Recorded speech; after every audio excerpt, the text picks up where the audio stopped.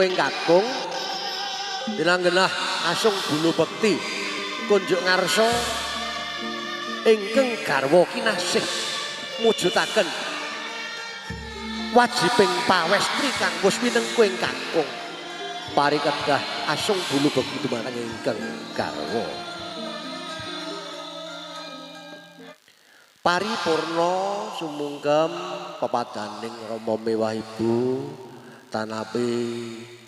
sumungkem pepadaning ingkang garwa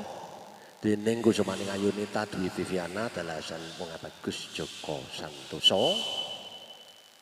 laju dentirana adicara krobongan salajengipun nenggih kacar kucur guna kaskaya